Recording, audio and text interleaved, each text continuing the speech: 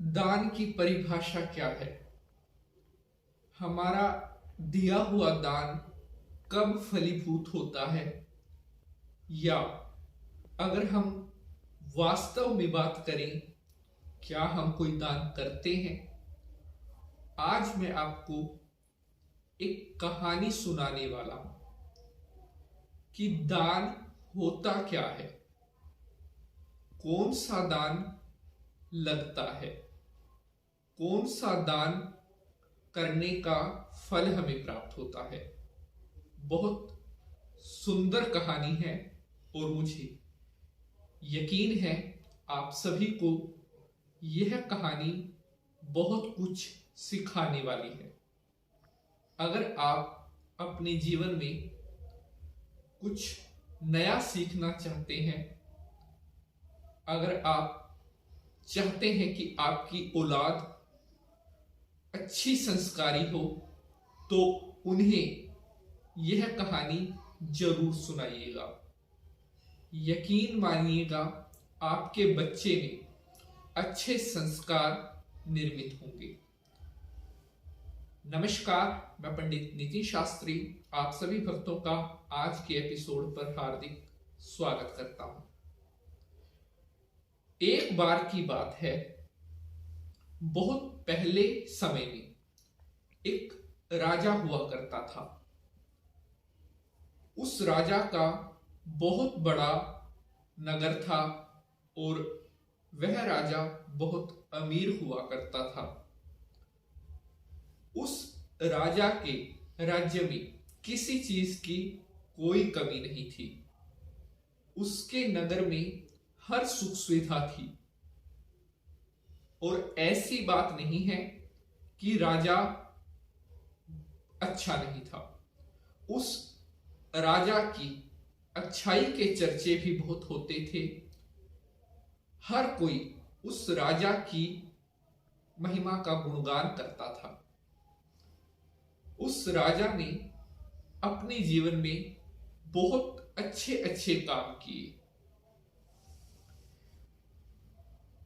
जब उस राजा की मृत्यु हो जाती है, तब जिस समय चित्रगुप्त धर्मराज की सभा में निर्णय हो रहा होता है कि स्वर्ग में इसको भेजना है या नरक में, तो वहां पर चित्रगुप्त उसकी पोथी निकालते हैं और कहते हैं कि हे राजन, तुमने अपने जीते जी कभी कोई अच्छा काम नहीं किया, कोई दान नहीं किया, कोई भंडारा नहीं किया, भूखों को भोजन नहीं करवाया। यह सुनकर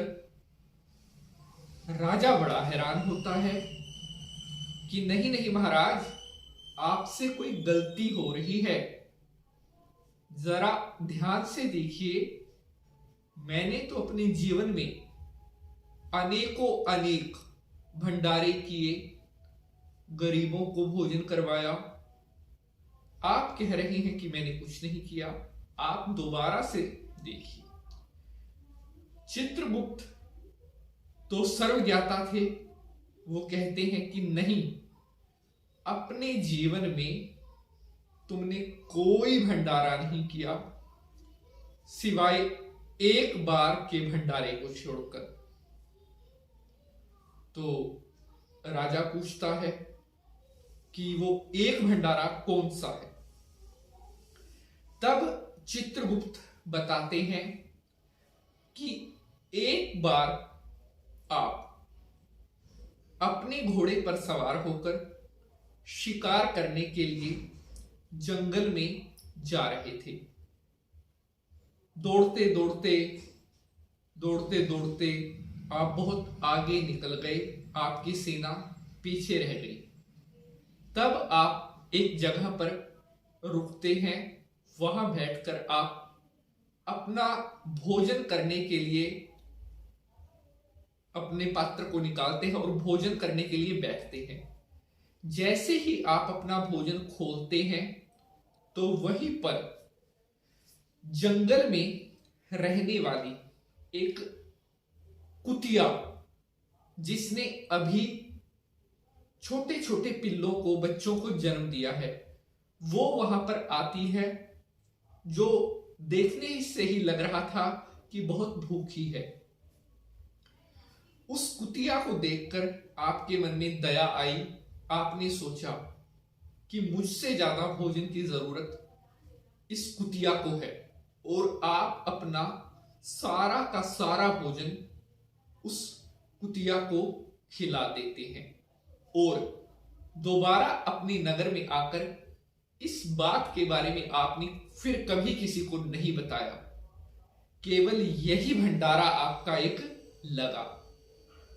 और दूसरे जो भंडारों की आप बात कर रहे हैं, जब भी आप कोई भंडारा करते थे, तो जब तक आप 10-20 लोगों को, 50 लोगों को उसके बारे में नहीं बता देते थे कि मैंने आज भंडारा किया, आज मैंने इस चीज का भंडारा किया, आज मैंने इस चीज का भंडारा किया, जब तक आप 50-100 लोगों को अपने किए हुए दान का बखान नहीं कर देते थे, तब तक आपके मन को शांति नहीं मिलती थी। और उन भंडारों का जो पुण्य है वो आप खुद ही खत्म कर देते थे, क्योंकि जब हम कोई दान करते हैं और जितनी बार किसी को हम उसके बारे में बताएंगे, उसका जो पुण्य है वो 2 गुना होकर खत्म होने लगता है। इसलिए जितने भी भंडारे आपने किए, दान आपने किए, वो सभी व्यर्थ हो गए, सिवाय इस दान को छोड़कर। तो ये दान आपका जो है फलीभूत हुआ। अब राजा को अपनी बात समझ में आई। तो कहने का भाव यह है कि जब भी हम कोई दान करें तो इस प्रकार से करना चाहिए कि एक हाथ से हमने दान किया और दूसरे हाथ को भी पता नहीं लगना चाहिए कि हमने क्या दान किया।